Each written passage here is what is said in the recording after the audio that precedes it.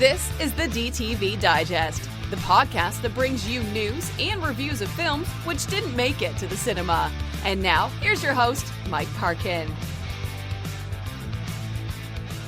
Hello, everyone, and welcome to the DTV Digest. I'm your host, Mike Parkin, and joining me this week is Richard Hawes. Hello, everyone.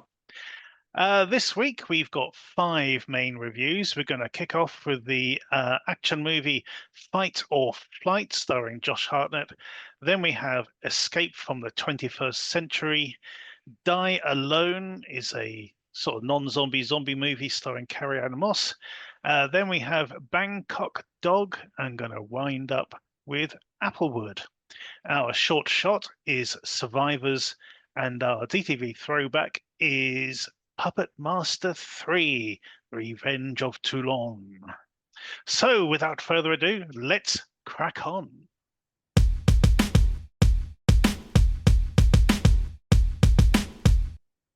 Our first review then is Fight or Flight. A mercenary takes on the job of tracking down a target on a plane, but must protect her when they're surrounded by people trying to kill both of them. I saw the trailer for this a couple of months ago, and I was kind of giddy watching it because I kind of like where Josh Hartnett is at the moment in his film career. Have you seen Trap? I have, yes. Yeah. So, you know, when he was younger, he was like the epitome of cool. You know, he's trying to play all these sort of cool characters, like in The Faculty. He was all about the smouldering, wasn't he? The smouldering, yeah, like in Black Hawk Down, you know, that sort of thing. But now he's gone for this sort of crazed dad period, basically, you know. And I think Trap gave him a little bit of room, you know, to sort of like stretch his muscles a bit. But this one, you know, it just went, yeah, just go for it, just go all out, you know. just reach for the crazy. And I think he does a great job, basically, of absolutely selling this burnt out, you know, operative. Some of it just made me giggle. You know, both of me and my wife sort of giggling watching this and wincing a lot. The amount of limbs that get broken in this film is quite impressive. It's a lot of fun. It delivers exactly what the trailer said it was going to deliver, which is some gory, glorious mayhem. There's a great you know, sort of cast. I can't remember the name of the actress, but she was in the last series of Bridgerton. No, the second series of Bridgerton. Oh, okay. Yeah, she was really good. Katie Sackhoff is the sort of woman in charge on the ground, as it were. And I was looking at her, I thought, you know, I'm thinking, is that Kate McKinnon? You know, because she's got similar sort of jawline. Oh. Yeah, so Kate or Katie Sackhoff. Katie Sackhoff. Yeah, I thought it might have been her, but it was only afterwards I realised that who it was. You know, she's used to sort of more animated roles, I think. You know, this one she's like the steel iceberg bitch kind of thing. But you know, handles it well. But for me, the person who stole this film was Marco Zaror. Yeah, definitely. He, you know, he doesn't get long on screen, but he makes the most of every scene, every moment he gets. I thought he was absolutely. It's amazing because he actually gets to play, because he's normally, you know, just the killer guy, stone face, the silent never killer gets to play a character. Yeah. So here he's actually playing a character. He's actually acting, and he's really good. He's basically Antonio Banderas in this. Yeah, that's exactly it. That is a good analogy. Yeah, he is that level of acting as well. You know, he is Antonio's level. I thought he was great. Really good comic timing. Really charismatic sort of character, and obviously, you know, he gets this big sort of close quarters fight, which I thought was great. You know, I thought yeah, that moment was absolutely superb. I just had a good time with this all the way through. How about yourself? Yeah, definitely. It was a much lower budget film than I was expecting it to be. I mean, it is very much a DTV movie rather than you know, I wouldn't expect to see this in the cinema. No. In terms of its production values and stuff. But Josh Hartnett as the anchor, the Hollywood star, sort of at the lead, he's all in. He's totally committed to the whole thing, including getting involved. Like so many of the actors now, he's really willing to, do the training, do as much of the action as he can. Obviously, he is doubled to an extent, like they all are. But you can see he's doing the moves, some really complex stuff, really fast camera movements, and it's all moving around. The good choreography is all done by Brahim Chab, who's got lots of loads of work behind him, including Monkey Man, which he was the fight choreographer for. But he's done tons of stuff, going way back to DTV, working in Bollywood, all sorts of stuff. But and he's been in front of the camera as well. I think he was in Undisputed 4. He's got like over 30 credits, but I can't remember if it was Undisputed Fight for Freedom. He was one of the guys that Scott fights. The Man of Tai Chi is another one of his films. Loads of them anyway. He's done loads of stuff, so he's a really safe pair of hands for this project. He did a really good job pulling all the fight stuff together. As you say, I didn't realize it was Edwina Sharma from Bridgerton, but she was really good. And as well as some of the other supporting characters as well. Sometimes the support characters can just be really annoying, but this film is actually funny. It is actually well written and amusing. It's not just, oh god, there's the comic relief. The whole film has a sense of humor, and it actually works. The film that came to mind as I was watching it and prompted a pun is Bullet Train. This is basically the film that Bullet Train was trying to be. So I thought, oh, Bullet Plane. So this is Bullet Plane. And because even Josh Hartnett's character looks a bit like, he does look a lot like Brad Pitt's character, because he was kind of that Hawaiian shirt and all the rest of it. In a foreign country, an Asian country, he's kind of like a bit loose, and he's getting on a bit and stuff. And here he's more. It's kind of that character crossed with a little bit of like a Crank kind of feel to it, especially when when he gets like poisoned and things like that. It all gets quite cartoony, and he's just going, you love close quarters. The whole concept of this is close quarters. I mean, the bathroom's quite large, but the rest of the plane, the cabin, it all was reasonably sized. It wasn't one of these massive airplane environments that is not at all convincing as an airplane. It looks like they actually shot it on a decently proportioned set. They did a good job of establishing the layout, didn't they, at the beginning? Because as the past, because you have the economy class downstairs, you got the diamond class, whatever he calls it, upstairs with its tranquility room and all this sort of stuff. So the environment is quite well mapped out as you go into the film. It's quite good. Yeah, the other sort of giveaways on the budget are like the sort of, because it all sort of cuts away, and it all actually begins in a control room, and the control room is actually quite bare. I think that a lot of the film was filmed in, I think, mostly Hungary, but then there's the exteriors and stuff of Josh Hartnett in Thailand were actually in Thailand, I think, and the airport, all the airport stuff and everything. But the sort of sets part of it, where we sort of cutting back to the three characters having a conversation or whatever, that reminded me of like films like Big Game, where they're just sort of in the control room having a chat, and then we cut to the other stuff. I mean, in that case, it was contrasting a very outdoorsy film, with Samuel L. Jackson running around the woods, but it felt the same. That was made in Finland, I think. So it's low budget, but it uses all of its budget. It uses everything it's got, as far as I can tell. It's been compared to films like Killer's Game, which, I mean, if you've seen Killer's Game, you can tell it had a much bigger budget than this. Massive budget it must have had. There's lots of really complicated scenes in really crowded, extra-filled environments.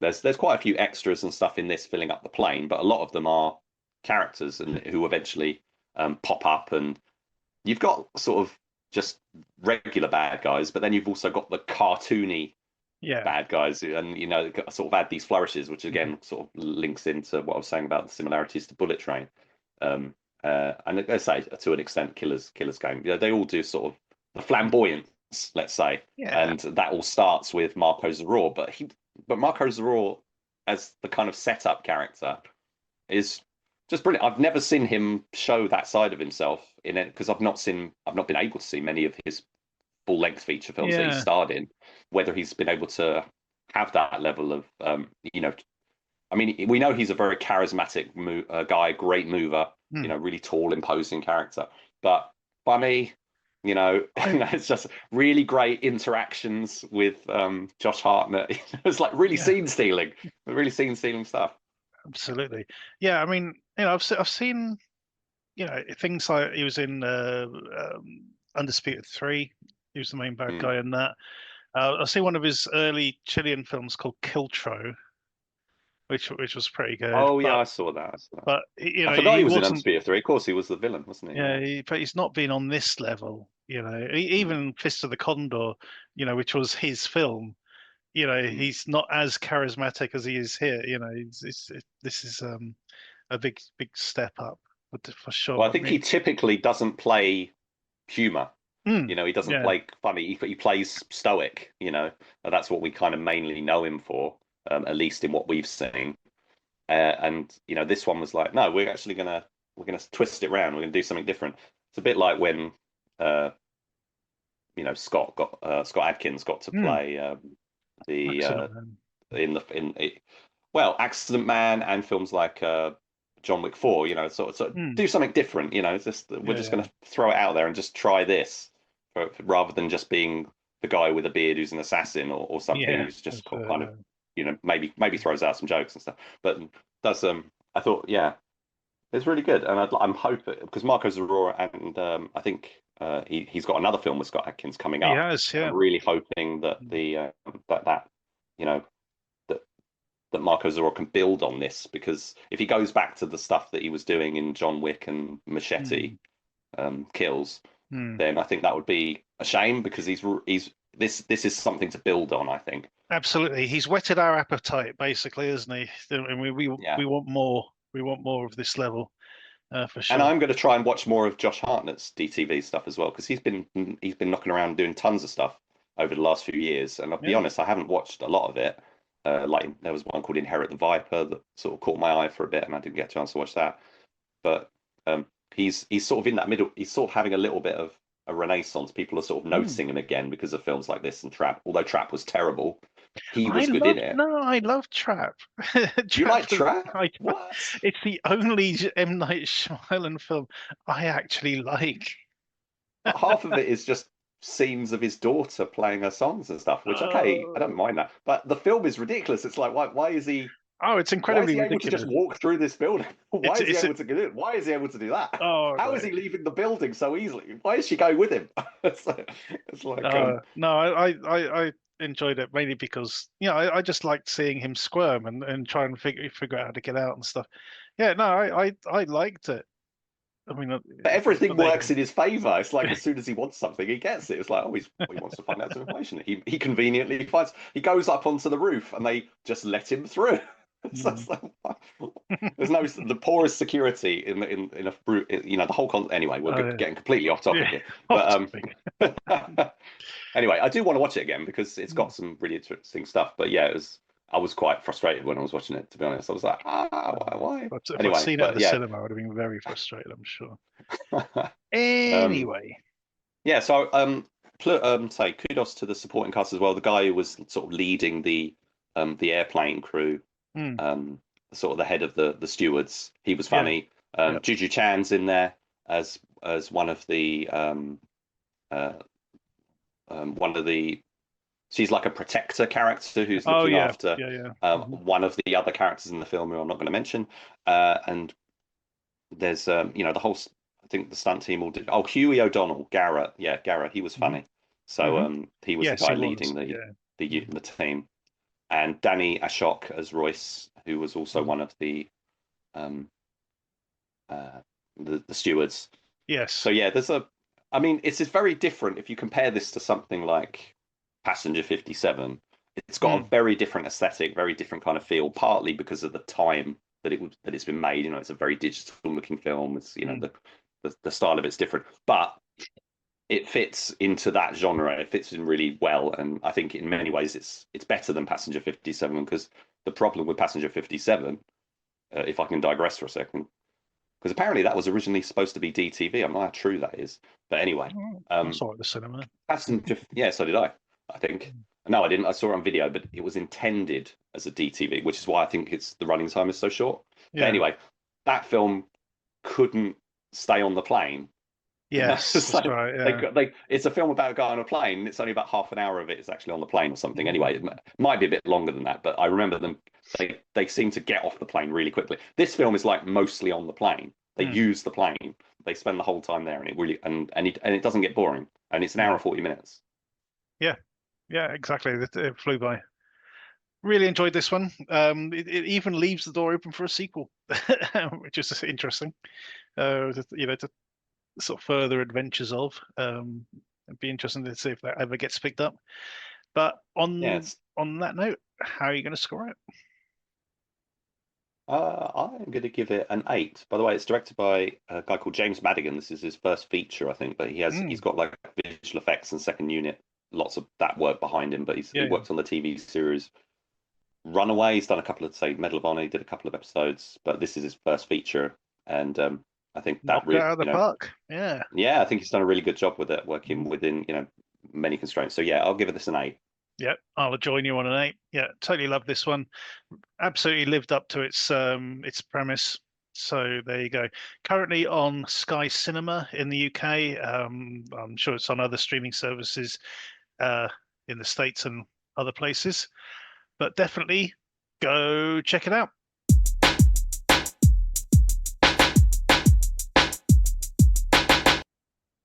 Our next film is Escape from the 21st Century.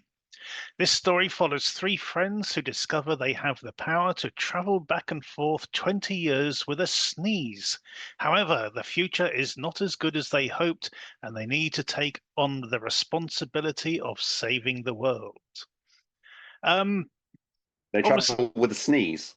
So what happens is these 3 guys, they're all 18, getting into scraps at school, that sort of thing. And one of the guys they beat up calls his big brother, who's a lot older than him, beats them up and chucks them into this lake, which has been contaminated with these toxic chemicals, basically. And that sets them off. So, it's changed their God knows what. But if when they sneeze, they suddenly jump forward 20 years.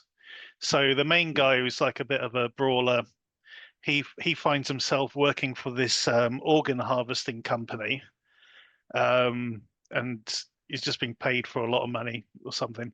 One of the other ones finds out he's a photographer working with an investigative journalist who is investigating the company behind the organ harvesting. And the third guy, who's like the chubby one at school, finds himself like really fit 20 years in the future, and he's now dating the ex-girlfriend of the brawler as well. So they're all very good friends back in 1999, but in was it, yeah, so 1999, yeah, so 20 years would be 2019, something like that. Anyway, if it wasn't for the fact that we were going to review Fight or Flight first, because it's the more sort of high profile one, this would have been the film of the week. This is an amazing film, and it comes out of nowhere. It's a Chinese film. I erroneously called it a Korean film when earlier in the day when I was tweeting about it. But it is fantastic. The visual style of this, it's frenetic. It's a mind fuck, is what it basically is. It's imagine watching Trainspotting when you were 15 years old. It's kind of that experience. It chucks everything at you, and it's funny as well. There's some very good sort of humor moments. It's got 2 of my favorite pieces of dialogue for the year. There's one bit where the journalist is, they've been confronted by all these heavies, and she puts in these earplugs, and the photographer goes, "Why are you putting earplugs in?" She goes, "I hate the sound of men screaming," which I thought was just brilliant. And then later on, this guy lends one of them his car, and they find there's a body in the boot. And he's like, "Why is there a body in the boot of your car?" And he goes, "What do you think boots are for?" Which again, just really tickled me. Yeah, this is just great. It absolutely is. It's directed by somebody called Yang Lee. Never heard of them. Just checking on IMDb now, see if there's anything else I've come across before, and I don't think there is. Although, if I get the chance, I will sort of dig through their filmography as much as I can, because this was just great stuff. It really is. I'm not going to go too much into the plot or anything. It's got voiceovers. It's got different perspectives of what's going on. Eventually, the plot does come together, and he's there's little things that you see early on. They start coming to fruition later on, and you can sort of see where things are developing. But yeah, the style of it is off the charts. I absolutely thoroughly enjoyed this. Wow. This is one of those films which come across, every now and again, where I'm watching it and I'm sort of pausing it, then going on to Amazon and thinking, and working out when it's coming out, because I actually want to get hold of the physical copy, not just the screener that we've been sent. So yeah, this is definitely going in my collection. And yeah, it's a very strong. I'm going to give it an 8 out of 10 because I don't want to give it loath to give anything a 9 on the first watch, basically. But it's a high 8 from me. It is just a delight to watch. Absolutely loved it. Brilliant. Wow. Yeah. So there you go. It comes out on the 20th of March in the UK. Go check it out.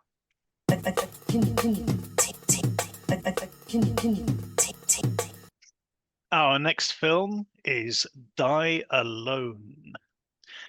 A young man called Ethan and his girlfriend Emma are involved in a car accident. When he comes to, Ethan finds himself alone and suffering from amnesia. He bands together with a rugged survivalist called May in a zombie-like outbreak to try and find his girlfriend. I wasn't too sure about this one to begin with, Rich. The other thing we forgot to mention about Fight or Flight when we discussed it earlier, it starts in media res. Yes.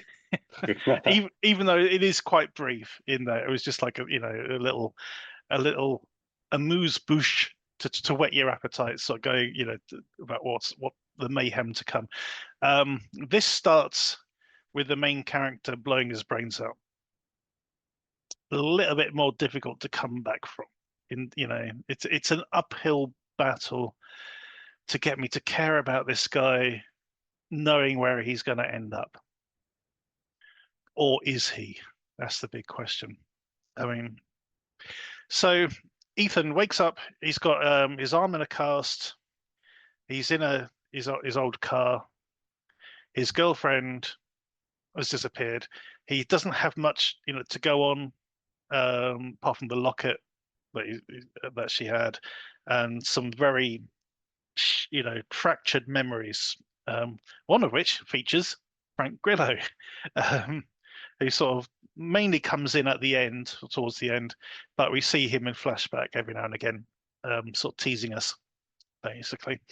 But he comes across Carrie-Anne Moss, who plays May, who's this sort of survivalist, and she kind of looks after him a bit, and it's very interesting because the sort of the main threat is not exactly zombies as such, but people who've been infected by plant life and are sort of like mutating. So once they die, they're still animated by the plants, kind of thing, and it affects people in different ways. There's some very effective makeup effects in this one, some good little moments of gore and things like that, but there's a couple of decent sort of zombie effects.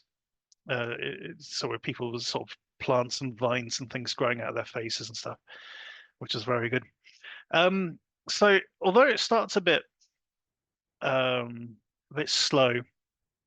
Eventually, it finds its groove, and the second half sort of develops more and more twists, and you start to realize things that the things that are off about the situation. It's like he's got no memory of the outbreak at all. What's happened to the populace. It's like, well, you haven't been asleep for like 15 years or whatever. Otherwise, you'd be starving or dead. So, there's something going on there, basically. But what eventually develops, what we actually find out, is really, really good, and it turns this into quite a unique sort of take on the sort of zombie movie. So yeah, I actually really, really like this one.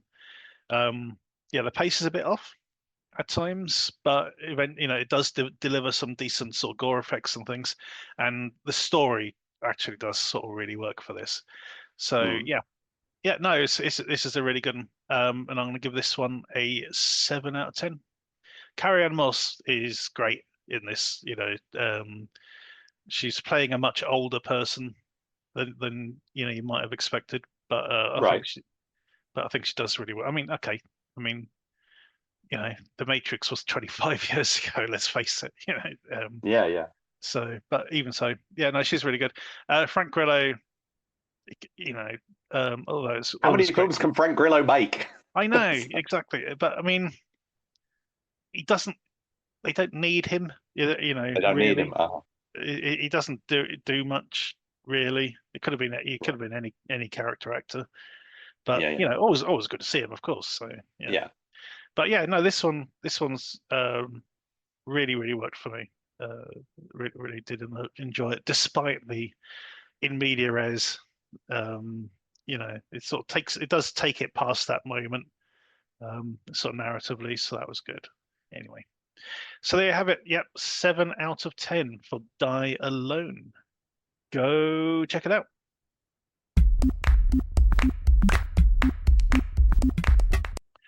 Our next film is Bangkok Dog. An American agent called Andrew is sent on a dangerous undercover mission to Thailand to dismantle a crime syndicate posing as a drug smuggler he already has in custody. So this is a Thai movie where everyone's speaking in English, starring D.Y. Sao. Okay, taking the acting side aside, because we're dealing with a cast who are acting in a different language to what they probably normally speak. I thoroughly enjoyed this. I think most of them are English speakers, for the most part. Yeah, but I did thoroughly like this. This is it's on a level of something like Triple Threat.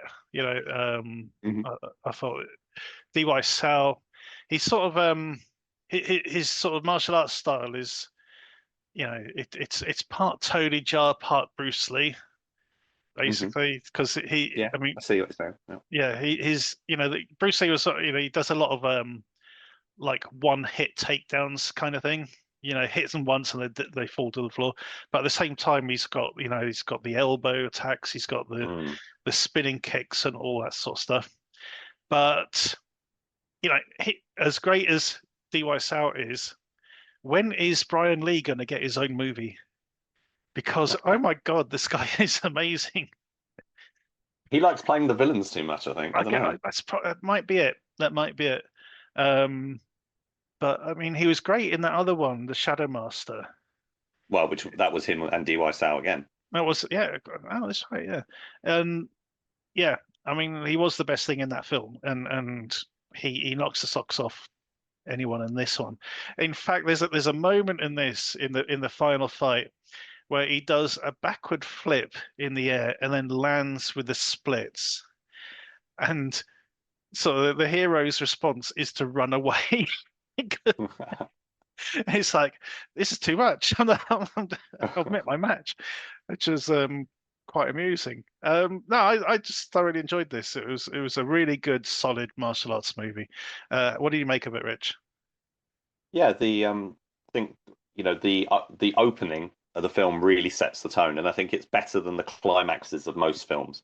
So we don't have to wait ages for DY Sao and Brian Lee. They're on screen right at the start of the film. It's a whole thing at docks, shipping containers, all that sort of stuff going on, and they're trying to stop them. And it's it's really fast-paced choreography. Sao and Lee are the integral guys for the fight scenes, so they've put it all together. They've I think Brian Lee even did camera operating and stuff for the action. I can't imagine any other martial artist who, I mean, maybe maybe the guys from The Raid would be able to keep up with the pace of that fight.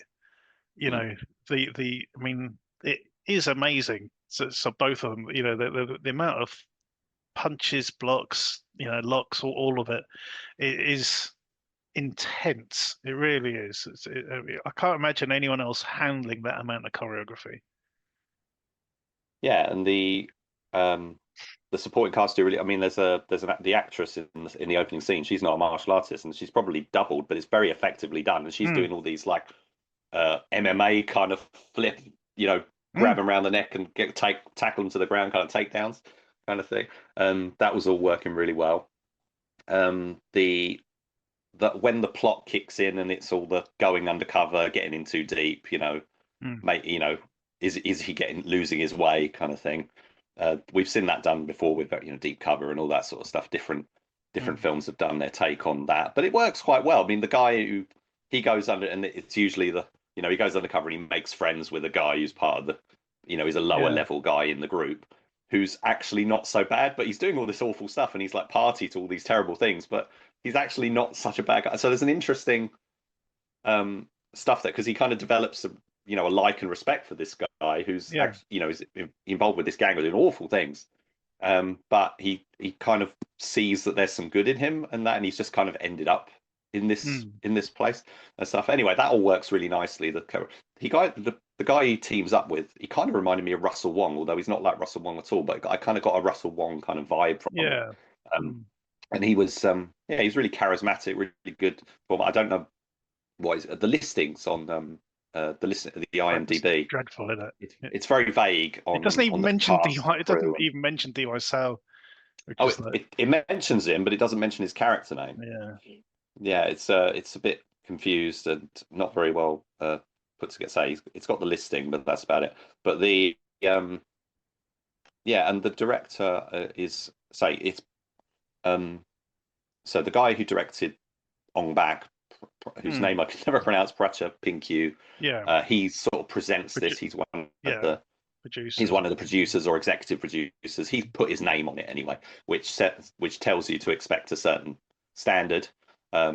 He's made some films that have not been as good as films like Ong Bak and that, but I think this film kind of lives up to the presents kind of tag that he's allowed them to have with this. I think that that works, and I don't think any action fans are going to be disappointed with this, because the action is spectacular, really well shot as well. I think, partly because that's Brian Lee and that handling the action, but also the cinematography and the color grading and all that. The look of the film is really good. It's got a bit of flair to it, like as you say, that whole sequence where he's sort of he's getting so lost in his undercover work.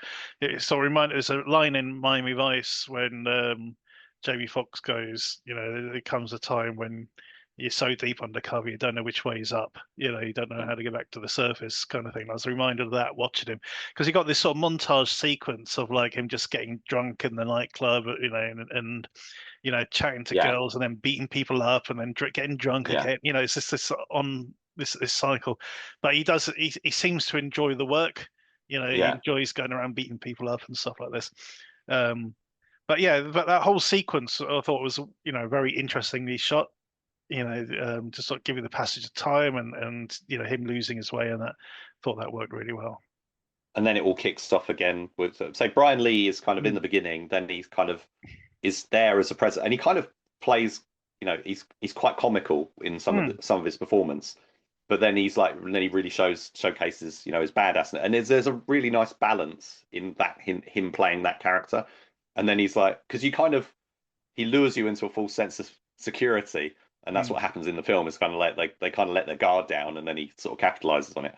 And even like you say, when D.Y. Sal's character is fighting him, he's getting annihilated. It really it's is. like Brian Lee is. They call him the Beast, and for good reason. He's a really big but very agile guy, and he completely steals all the scenes that he's in. He's a brilliant antagonist. It's like Marco Zaror we were talking about earlier.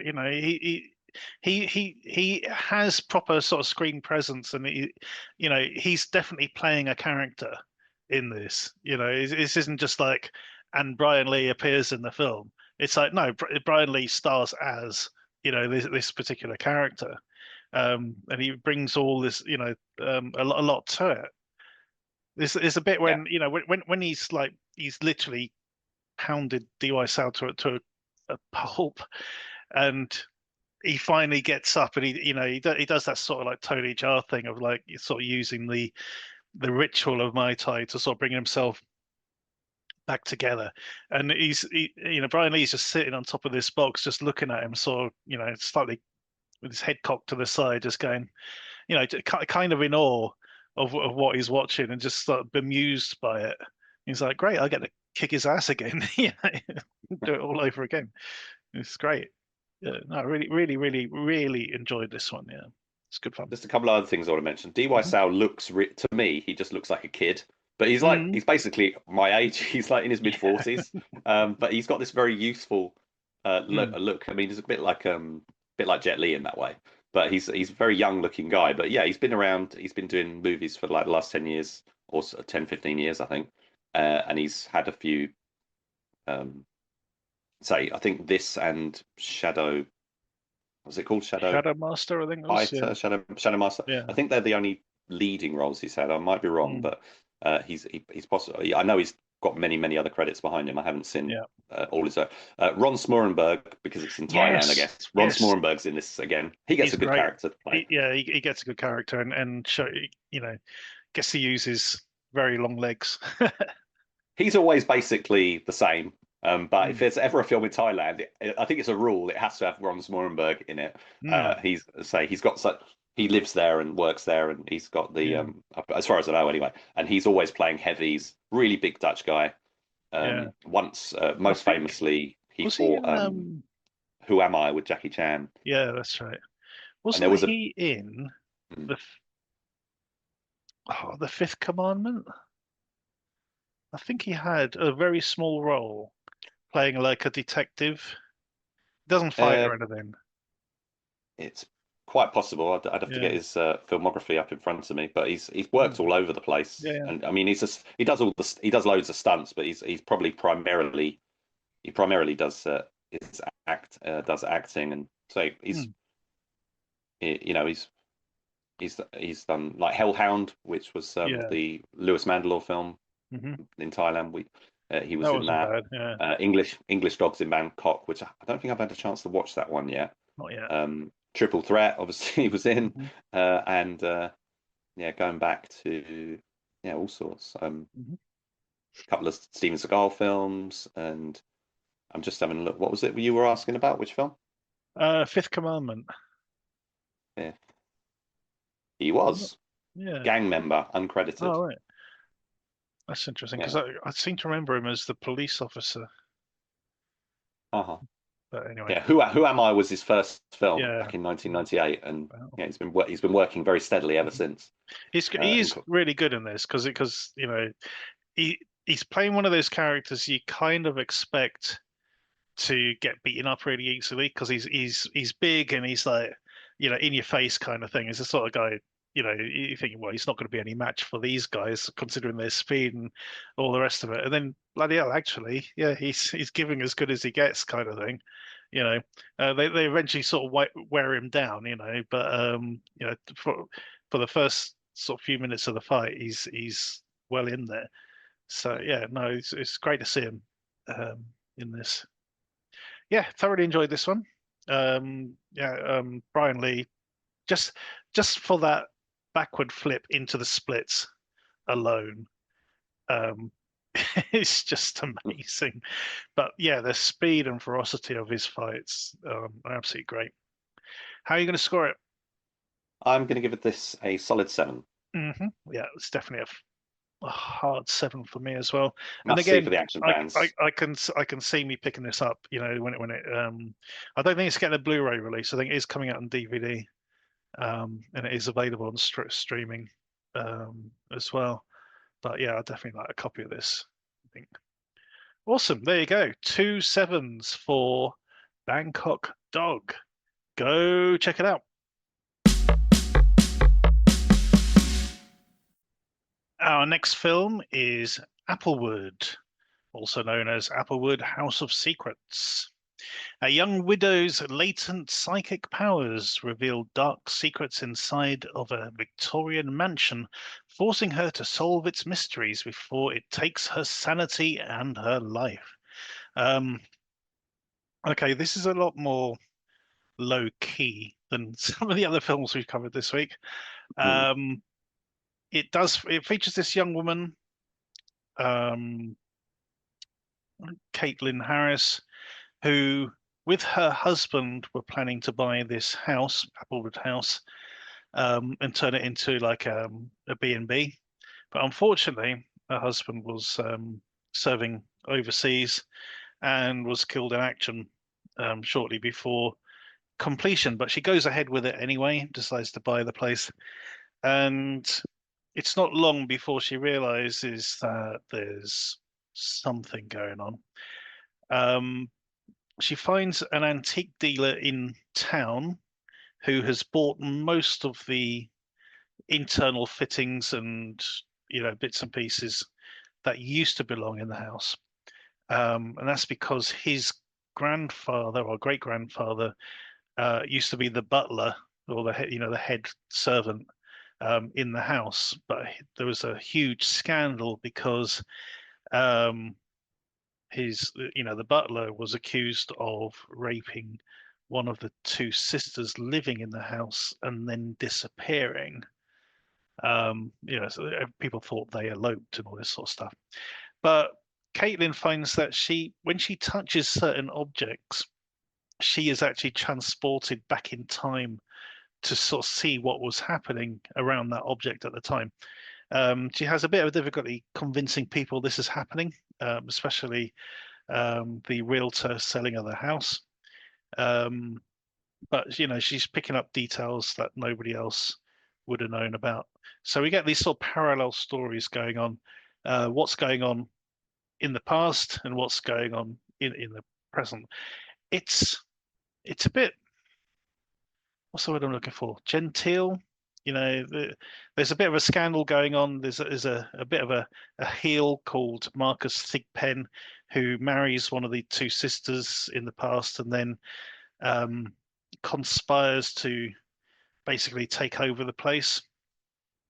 So it's pretty obvious to the viewer what's going. That this guy's a bad one, but he's able to sort of charm the girl's father and this sort of stuff. But he doesn't win over their mother, so naturally she's the first to go. But it is quite good, and as the film goes on, Caitlin realizes she can actually start to interact with what's going on in the past, up to the point where she actually changes the past, so it has a sort of better outcome for everyone. It is a bit slight. It's low key. It's all set around this one property, and the antique store. But I did enjoy it. I thought it was reasonably well written. The pacing isn't great, but it doesn't need any big special effects or anything. But I thought it was solid enough. It's sort of thing you might find on the Hallmark Channel or something like that. Rather than Shudder, basically. Right. Okay. But yeah, it's quite pleasant. I think it is the best word. Did you ever see Ghost Whisperer? The series No, with the Jennifer Love Hewitt. Yeah. It's kind of like an extended episode of that. Oh, okay. It's very much sort of TV movie standard, I think. But yeah, no, I enjoyed it. Yeah, as I said, it's slight. It doesn't sort it's not out to sort of scare you really or anything. It's a supernatural tale rather than a scary story. But it's pleasant. It's has a bit of mystery to it. What's going on? It doesn't sort of like it doesn't play with too many um, cliches to do with this sort of stuff. I mean, there is a couple of bits where, she might be looking under the couch for something, and you can see like a pair of feet walking behind the kind of thing, sort of thing. We're sort of seeing loads of stuff, but it didn't overdo it. There's no sort of jump scares or anything along those sort of lines. So yeah, I think this one is probably a solid 6 out of 10. So if that's, that sounds like it's up your street, go check it out. Our short shot this week is Survivors. When the unexpected side effect of a trial cancer treatment brings about the apocalypse, one man and his BMX and a baseball bat must use his martial arts skills to survive the infected hordes. That one sentence gives much more exposition than the film itself does.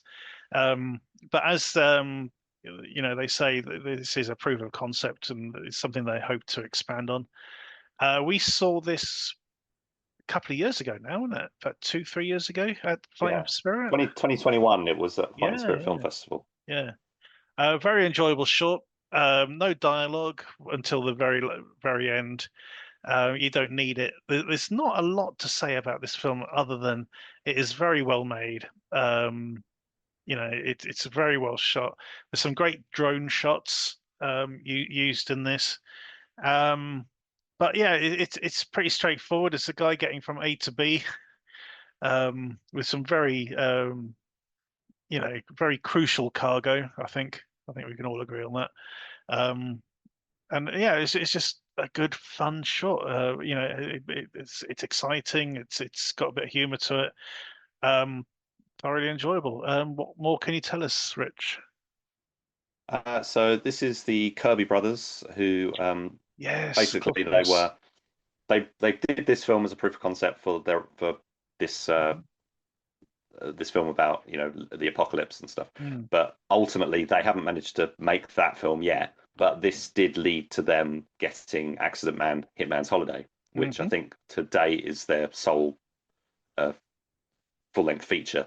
Which is a crime, really, because they did such a great job on Accident Man on that film. So quite why they haven't been, Hollywood hasn't come knocking and sort of grabbed them up. I just don't know, but they're great. They're a couple of British filmmakers. They specialise in stunts and VFX and stuff, and they've put that working with stunt teams and stunt coordinators, being very very experienced people in the industry that they pulled together for this short, which they already by this point they'd been making films for like 10 years or something, and I think they did an X-Men fan film called Cable. Chronicles of Hope, which was really good.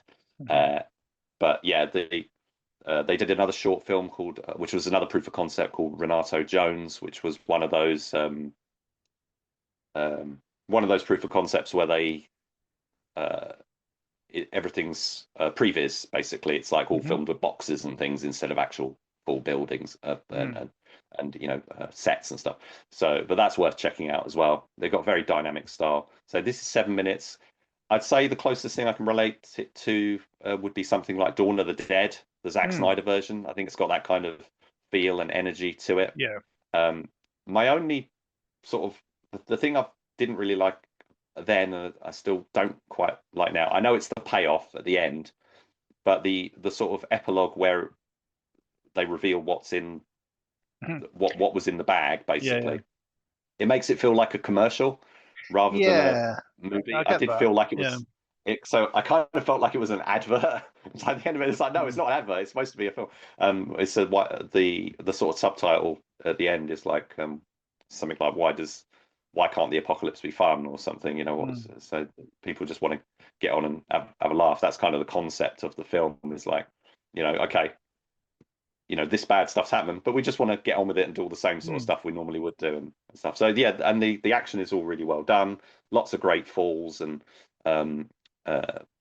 splatter. There's some VFX splatter kind of stuff for knocking out the zombies and that. Yeah, I recommend it. There's a few other sort of films that have done sort of similar things, playing with the zombie. Obviously, the zombie concept has been worked over in many different ways. I'm not sure how far this was along before when COVID happened, because it came out, the year of COVID, so basically around the year after COVID, or that's right, just around. So I presume that it must have been developed at some point before then. I'd be interested to know that. Well, I mean, there's a lot of sort of establishing shots early on, isn't there? Like sort of empty streets and all this sort of stuff. I mean, that would COVID would have been the perfect time to film all that. Yeah. Well, there's definitely a 28 days later, say Dawn of the Dead kind of feel to it. I will say that they've published the short, but they've also published a half-hour making of documentary, which I haven't had a chance to watch. So a lot of the questions that I've got would probably be answered by that. So I do recommend, if anyone's interested, to go and check out the short and maybe give the behind-the-scenes video a look as well as checking out some of their other films, especially Accident Man 2, if you haven't seen it yet. Yeah, if you haven't seen that, then you really should. This is a lot of fun. These it's going to be free on YouTube soon. All right. Yeah. Samuel Goldwyn Films have scheduled it for that's cool. for free, free to view basically. But it's all over the place. It's quite easy to find. Yeah, definitely. Yeah, these guys are great. We did meet them, didn't we? But we ran into them at Fighting Spirit one year. And we sort of talked about this and Cable as well. So yeah, no, definitely check this out and check out their other videos on here as well. We don't score the shorts, but we do recommend you go watch them, and we will put a link in the footnotes below. Go check it out.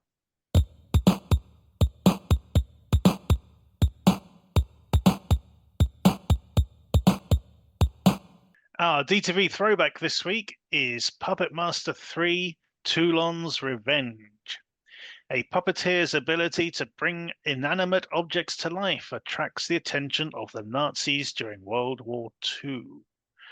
I haven't seen many of the Puppet Master films, believe it or not. I did see, I think it was Blade, the Iron Cross. Oh, really? Yeah, I'm interested to see that. Yeah, that's the one where they, the puppets are the Nazis, and sort of killing, sort of basically DEIs. It's like, if you're black or Jewish in this hotel, then you die. Which one was Puppet that? Master the Littlest Reich. That's the non-canon. Oh, that's the one. Yeah. Separate one which had Udo Kier and stuff in it. That's right. I've heard it's really grim and it is. I enjoyed it. Nasty streak to it. It has got a nasty streak to it. But so is this, really, to a certain degree, because what I did like about this is that it doesn't shy away from the fact that we're dealing with Nazis, and it's not just sort of the cartoonish sort of Nazism. It's like, yeah, these are the guys who are ethnically cleansing Germany and sending people to, gas chambers and concentration camps and all that sort of stuff. There's that element in the background.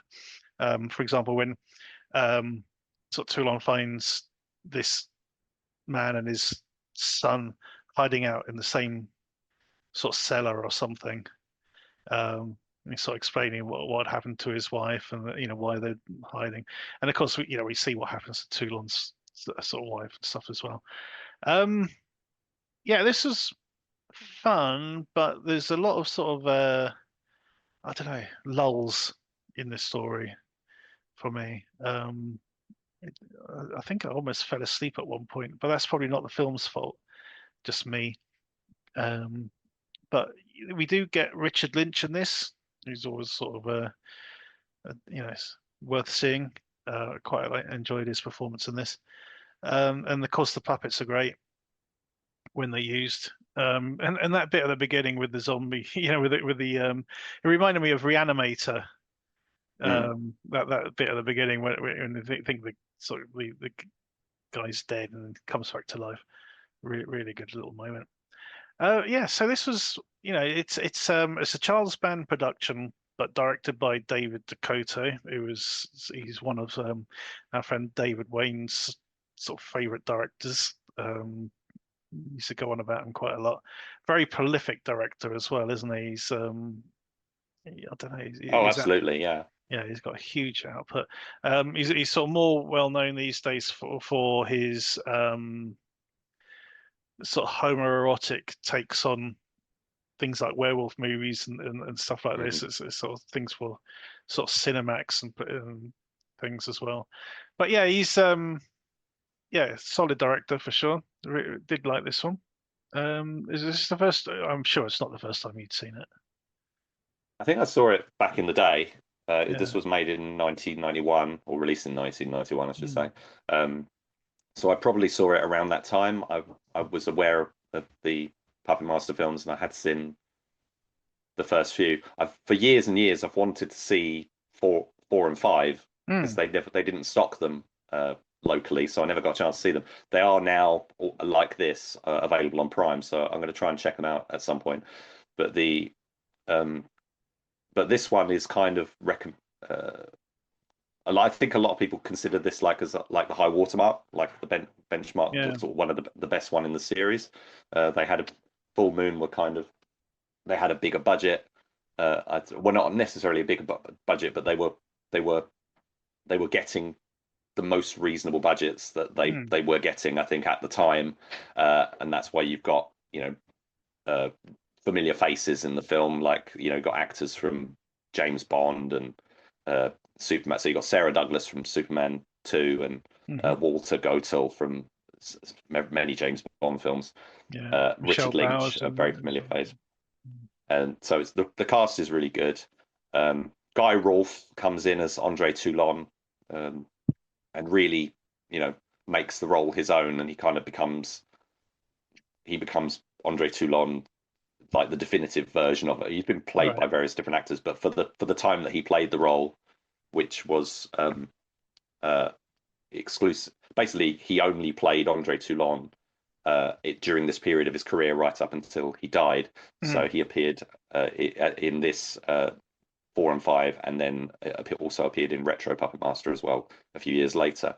But his heyday was back in the 50s. He was a leading man in films in the 1950s, and he's still very clearly committed to acting and to his role. He really is very good as Andre Toulon in this. He's unlike some of the. It's weird because it's set in Germany, but some of the actors decided to do an accent and some of them didn't, which is a bit like, it just makes me think of Valkyrie, the Tom Cruise film, where Tom Cruise just does an American accent, but then all the British actors are either doing a British accent or a German accent. But yeah, so Guy Rolfe plays it without an accent, but Richard Lynch does it with an accent, and various others try. Also in the cast, we've got Peter, who's the young boy. He's played by an actor called Aaron Eisenberg. He became best known for his work on the Star Trek franchise, particularly the character of Nog that he played on Deep Space Nine. He passed away about 6 years ago. I think he was the son, I think, of one of the other Quark. Yeah, I think he was Quark's son or nephew or something. Yeah, it's his nephew. That's right. So casting's good. All the puppets, this is peak period for the puppets, because they ran out of money. They still make Puppet Master films to this day, but they don't have the money to animate them in the same way that they used to. So we've got a stop motion animation from David Allen Productions, who sort of did all the best stuff, and ultimately a lot of the footage that they did in the earlier films would get recycled in the later ones. We've got familiar characters, Leech Woman, who gets a backstory and is tied to Andre Toulon's tragedy. And we've also got Blade. We see Blade being created. Now, you mentioned Blade the Iron Cross earlier, which I would like to see, because there's various contradictions in the franchise of the timeline, and Blade's creation here is I'm interested to see whether they pick up from that or whether they do it in a different way in that film. But anyway, so we've got Bleachwoman, Blade. We've also got Pinhead, Tunneler.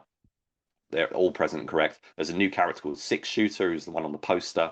And they do a bit with him, which is good. And there's a bit where he climbs up the side of the building and that. It's low budget. They've got very few locations, and it's all very much a small group of people in a room kind of stuff. But it's got a scale that is for Full Moon standards is sort of bigger than most, especially as the sort of like, because this during this period they had kind of they had a deal with like or around this time they were getting a deal with I think it was Paramount, so they were getting very good distribution into video shops and everything. And now it's all the business models change. Charles Band is still churning out films, but he has to do it for a streaming audience, so the budgets have to be a lot even lower. He's working with much lower budgets, but he still keeps going, which you have to admire. Yeah, I think it's a lot of fun. David Dakota did this. He came back for to the franchise later and did, I think, Curse of the Puppet Master, which wasn't as good as this, and very much steadily has worked since the 80s. I think David Dakota has been one of those guys who's just who's always managed to get work and sort of carve out his own particular niche. As like you say, Dave Wayne, is very much a fan and sort of chronicler of his work. So yeah, I did enjoy watching this again, and I would certainly recommend it. And it does make me keen to finally catch up with episodes 4 and 5. The 4th is teased at the end, although they changed the title ultimately. It's because it was originally going to be Puppet Master 4: When Good Puppets Turn Bad, and I think there ended up being a pause. There was a very good book about the Puppet Master franchise, which I think was published by Encyclopocalypse. Can't remember who wrote it, unfortunately, but it's a great book. If anyone's interested in the behind the scenes of the Puppet Master franchise, do look it up. It's just Google put Puppet Master franchise book or something, and it will come up. Also, I recommend Charles Band's autobiography. It's also worth checking out. Yeah, so, definitely. Yeah, there's also that book that I think Dave contributed to, which is all about Full Moon. Yes, there is, absolutely. Yeah. Also another really good book as well. Yep. So there we have it. We, like the shorts, we don't score the throwbacks, but we do recommend you check them out. As Rich said, this is available on Amazon Prime, as well as all the other Puppet Master films. Definitely worth checking out. I think. Yeah. I mean, I did like the Littlest Reich. Probably need to see that. It's quite hard to find. I don't know why it's not available on. I haven't found it on any streamers or anything, so I haven't actually had a chance to catch up with it. But it's as far as I'm aware, it's a completely different kind of take on the whole franchise. It's got a very different look, very different feel. Very meta because it's I remember now. It's set during an auction of the puppets. It was quite good. It was definitely worth checking out. Definitely, as you say, it's kind of adjacent to the actual main canon, but good.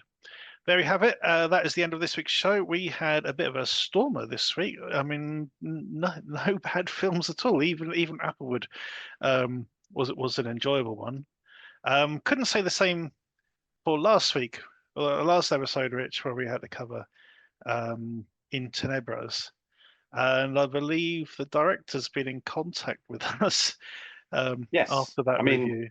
Yeah, I think we both had some comments about the film, some misgivings, and some things that we liked better than others, and some things. But the producer, writer, and director Martin Noosa has kindly been in touch to address some of the points we raised, and if it's okay with you guys, I'm just going to read to you what he says, because I think it very much sort of addresses some of the things that we've said, and also shows demonstrates his passion and what he's trying to achieve here, and that. So he said, "Thanks for your review. I wish to state that I've not used, nor will I approve of using AI for scripts. I can confirm that I wrote the script for In Tenebras, Into the Darkness using Final Draft, like I use with all my other scripts. This is a passion project, and quite rightly, I put my heart and soul and savings into it. Many people don't realize how difficult it is to make a film, the sacrifice and long hours, plus also the headaches and the problem solving that occurs, which unfortunately result in scenes having to be cut or suffer quality issues, as finance is the main killer in low budget movies. In Tenebras is a trilogy where many of the answers to the questions are revealed throughout the 3 films. The first, shot in Gibraltar, may seem as it's missing many elements and the story may seem awkward, but all will be revealed in due time through the trilogy. I wish to thank you for a sincere review, and I look forward to you reviewing part 2 once it's released.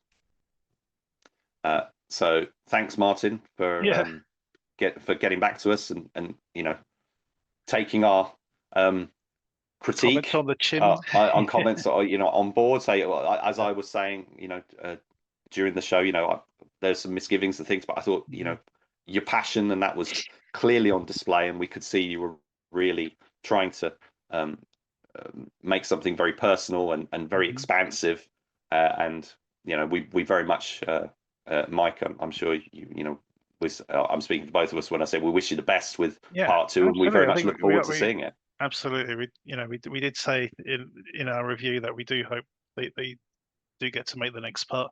I also said when we covered BRI, which is another sort of similarly low budget film, that making a film like this is it takes miracles basically to get it all to work and get something actually produced. So we certainly appreciate the effort that goes into it. We don't like to bash films. We do appreciate them, and we do sort of try and find the bits we like and prefer to talk about those. But there was a bit of frustration, I think, in some of my comments with this one. But there you have it. But yes, thank you for getting in touch, and thank you for being magnanimous in what we said. So thank you. And that is the end of this week's show. So thanks, Rich, for covering these films with me. We did have a good bunch this week. Steve really missed out, I think, on some of these, but onwards and upwards. Thank you for listening. No, actually, do that again. Don't forget to check us out on Facebook and Twitter and Blue Sky. I did say Twitter, I mean X. But anyway, we are on all 3 platforms as at the DTV Digest and the Short Shots. We're working on a new show for that soon, a new episode. Thank you for listening. Tune in next time.